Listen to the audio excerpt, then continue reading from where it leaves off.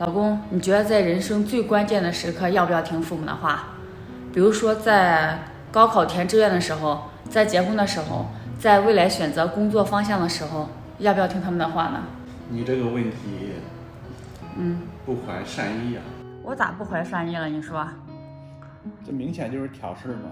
我没挑事儿啊。那孩子要不要听父母的话，在这些关键问题上？那我如果说要听父母的话，对吧？父母很开心，但是呢，这是一个客观的错误。你看，为啥是客观的错误？如果我说不要听父母的话，可能又知道了这个孩子与父母之间的这种冲突与隔阂。哪些情况下不要听父母的呢？大是大非。大是大非。对。但是孩子没有明辨是非的能力啊。所以他也不应该听自己的。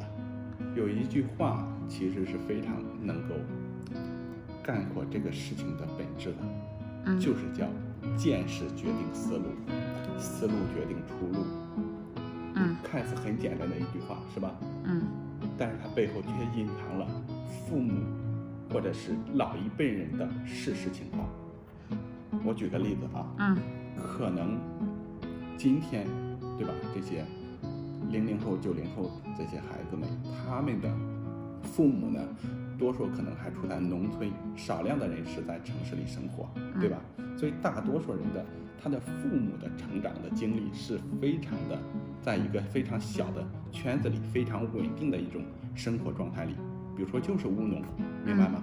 那这个时候呢，你会发现他的经历，他的见识会极少，因为他一辈子遇不到几件事情，他也听说不到几件事情，他就没有广阔的思路，更别说从广阔的思路里面挑选几个比较明确的这个清晰的思路了。我举个例子啊，比如说我小的时候，那我就发现父母经常给我们讲的故事是什么呢？是我们3里5村哪个村出了一个包工头，然后这个包工头下面带了几个人是技术员，然后呢，包工头可能1年能挣个10万8万，那是我们的明星，是所有人人生的梦想。那这个包工头手下的几个技术人员或者测量人员，可能就是世界上最好的工作。所以这个时候父母给我们去讲的是什么呢？你这一辈子都不可能当上包工头的，因为我们没有这个家底，我们也没有这个魄力。那但是呢，孩子，你非常有可能当上技术员或者是测量员啊，所以你要努力啊，将来上高中上大学的时候去学建筑啊，去学建筑，因为那个测量员我听说工资很高的，好几千块呢，还不用干活。所以从小到大，可能我们那几个村的很多父母都是这样的方式去教导孩子，明白吗？他们用仅有的人生经历去深化，去影响，潜移默化的影响他的下一代。那最终呢，我就发现我们那个县城好多学建筑的。对，因为我们那个地方是那个建筑特别发达，所以最终我发现我的很多同学朋友最终都去当了这个建筑员、施工员。你真正当上技术员了之后，你会发现他也在社会上不过是一个非常非常普通，也发展不是很好的一个职业啊。所以你会发现，之前你父母给你构筑的这些梦想，根本不适用于社会的发展。另外给你讲个故事啊，是我这个差不多10年前我在北京的时候，当时呢我去认识了一个这个卖房中介的一个小伙子，也是刚毕业。那我觉得他服务很好，帮我找房子，帮我租房子啊，我对他印象很深刻。